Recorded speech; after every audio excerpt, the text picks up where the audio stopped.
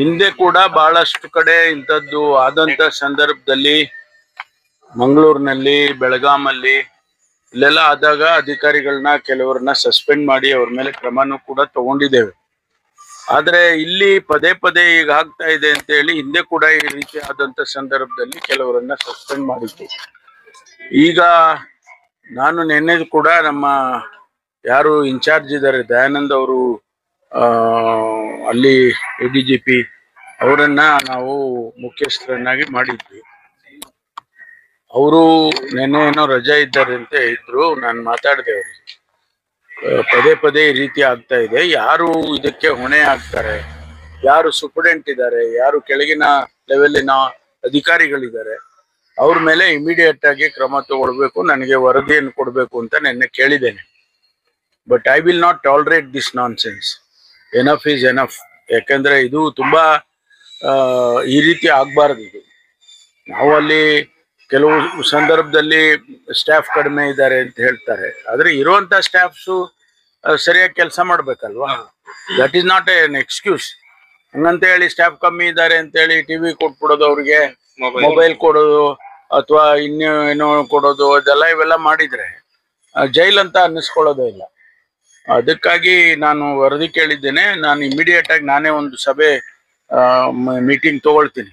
Meeting ತಗೊಂಡು ಏನ್ lapses ಇದೆ, ಅದಕ್ಕೆ ಏನ್ ಮಾಡಬೇಕು, CCTV ಕ್ಯಾಮ್ರಾಗಳು ಮತ್ತೆ ಎಲ್ಲ ನಾವು ಜಾಮರ್ಸು ಇವೆಲ್ಲ ಅಪ್ರೂವ್ ಮಾಡಿದೀವಿ, ಅಪ್ರೂವ್ ಮಾಡಿ ಕೊಟ್ಟಿದ್ದೇವೆ. ಅದನ್ನ ಇಂಪ್ಲಿಮೆಂಟ್ ಕೂಡ ಕೆಲವು ಕಡೆ ಮಾಡಿದ್ದಾರೆ, ಕೆಲವು ಕಡೆ ಇನ್ನೂ ಮಾಡ್ಬೇಕಾಗಿದೆ.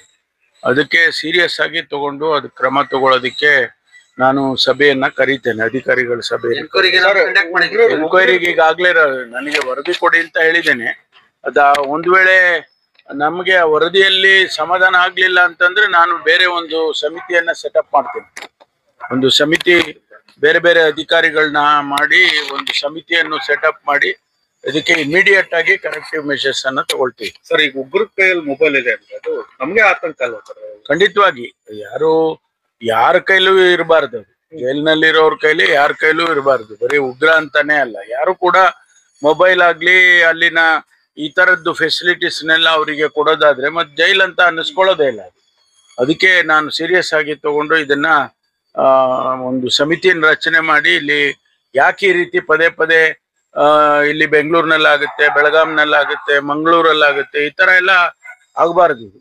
ಅದಕ್ಕೋಸ್ಕರ ಅದನ್ನ ಸೀರಿಯಸ್ ಆಗಿ ತಗೊಂಡು ಅದಕ್ಕೆ ಏನ್ ಕ್ರಮ ಮಾಡ್ಬೇಕು ಅದನ್ನ ಮಾಡ್ತೀನಿ. ಸರ್, 2023 ಅಥವಾ 2022 ವಿಡಿಯೋಗಳು ಅಂತ ಹೇಳ್ತಾರೆ, ಅದು ನಿಜನಾ? ಇಲ್ಲ, ಅದನ್ನೇ ನಾನು ಹೇಳಿದ್ದು. ನನಗೆ ಕೆಲವರು ಹೇಳಿದ್ರು ಇದು ಹಳೆ ವಿಡಿಯೋ ಹಾಕಿದ್ದಾರೆ. ಹಿಂದೆನೂ ಕೂಡ ಹಳೆ ವಿಡಿಯೋಗಳನ್ನು ಬೆಳಗಾಂನಲ್ಲಿ ಆದಂತ ಸಂದರ್ಭದಲ್ಲಿ ಹಳೇದು ಹಾಕಿದ್ದಾರೆ. ಅದನ್ನ ವೆರಿಫೈ ಮಾಡಿದ್ವು ನಾವು.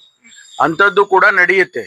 ಅದೇನೇ ಇರಲಿ, ಅದು ಆ ರೀತಿ ನಡಿಬಾರ್ದಲ್ಲ. ಹಳೇದಾಗ್ಲಿ ಹೊಸದಾಗ್ಲಿ ಆ ರೀತಿ ನಡಿಬಾರ್ದು. ಅದಕ್ಕೋಸ್ಕರ ಅದ್ರ ಮೇಲೆ ಕ್ರಮ ತಗೊಳ್ಳೋದಕ್ಕೆ ನಾನು ಕಠಿಣವಾಗಿ ಕ್ರಮ ತಗೊಳ್ಳೋದಕ್ಕೆ ಪ್ರಯತ್ನ ಮಾಡ್ತೀನಿ.